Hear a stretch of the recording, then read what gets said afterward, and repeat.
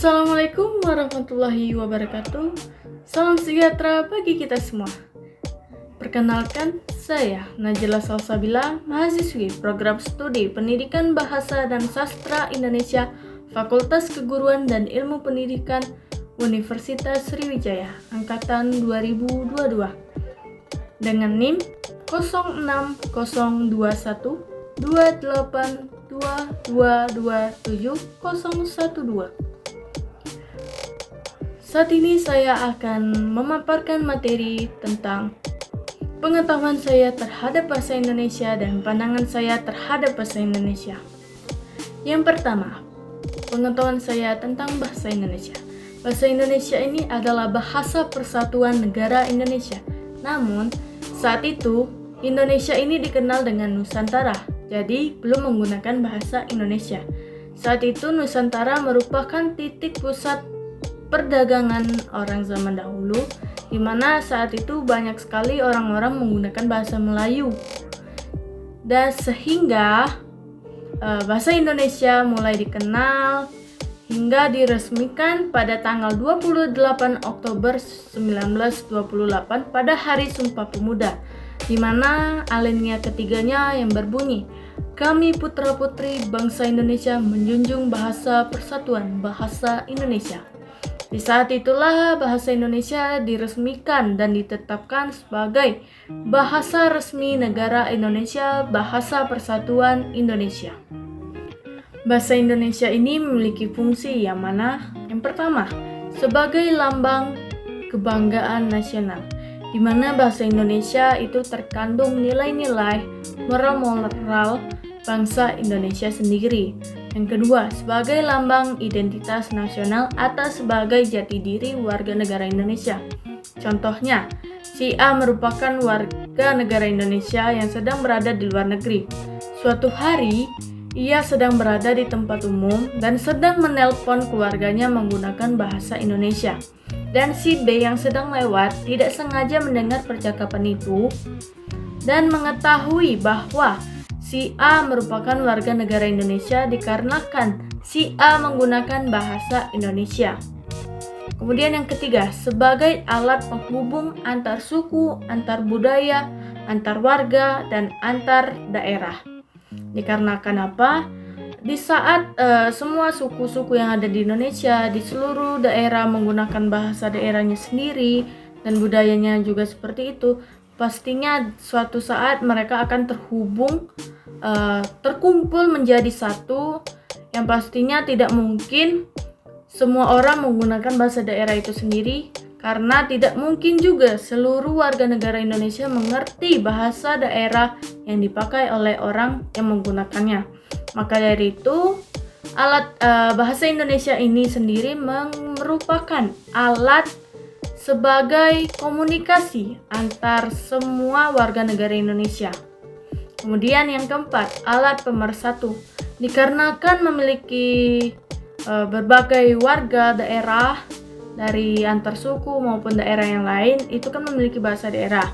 Pastinya agar tidak ada kesalahpahaman menggunakan bahasa daerah itu, digunakanlah bahasa Indonesia itu. Bahasa Indonesia ini biasanya digunakan oleh orang-orang saat kondisi formal. Dikarenakan orang-orang memiliki bahasa tersendiri, memiliki bahasa daerahnya sendiri juga, yang pastinya itu merupakan bahasa sehari-harinya. Dan juga bahasa Indonesia ini digunakan di saat-saat tertentu di suatu kegiatan formal. Selanjutnya yang kedua, yaitu pandangan saya terhadap bahasa Indonesia. Seiring perjalanannya waktu, ilmu pengetahuan dan teknologi ini sering berkembang akibat globalisasi, di mana bahasa asing sudah masuk, ada bahasa gaul juga. Jadi bahasa Indonesia ini sudah hampir terlupakan oleh generasi muda saat ini. Orang-orang banyak sekali menggunakan bahasa gaul, bahasa asing dicampur dengan bahasa Indonesia agar menjadi suatu bahasa tersendiri yang keren menurut para generasi saat ini. Sekalipun para generasi muda menggunakan bahasa Indonesia, banyak juga yang terbata-bata menggunakan bahasa Indonesia.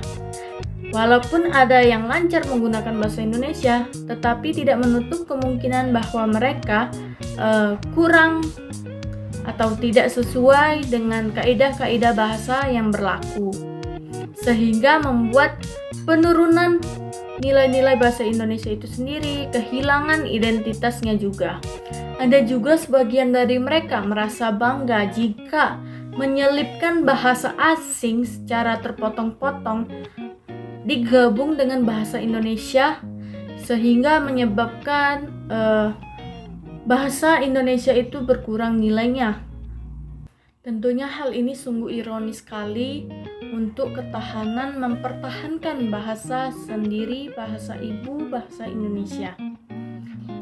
Walaupun bahasa asing itu penting, terutama bahasa Inggris yang sebagai bahasa internasional, bukan berarti bahasa itu bisa bertabrakan atau harus bertabrakan dengan bahasa Indonesia, karena itu kepentingan nasional yang prioritasnya lebih tinggi demi pembinaan dan pengembangan bahasa Indonesia sebagai bahasa nasional. Tetapi ada cara untuk menerapkan kembali, untuk membuat bahasa Indonesia itu bertahan, yaitu dengan bersikap positif, di mana diwujudkan dengan kesetiaan kita terhadap bahasa Indonesia, kebanggaan kita terhadap bahasa Indonesia, dan kesadaran kita terhadap aturan bahasa itu sendiri.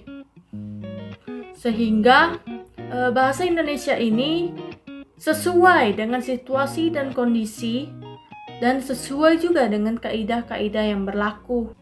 Maka dari itu, generasi muda diharapkan bisa memproporsi atau berkompromi terhadap bahasa yang sudah ada di lingkungan kita maupun yang sedang berkembang saat ini, agar bahasa ibu kita, bahasa nasional kita, dan bahasa asing dapat berjalan beriringan dan mempunyai peran yang seimbang dan proporsi masing-masing sesuai dengan kebutuhan kita, tanpa harus kehilangan jati diri dari bahasa itu sendiri, dari jati diri kita sendiri juga. Demikianlah yang dapat saya sampaikan mengenai bahasa Indonesia.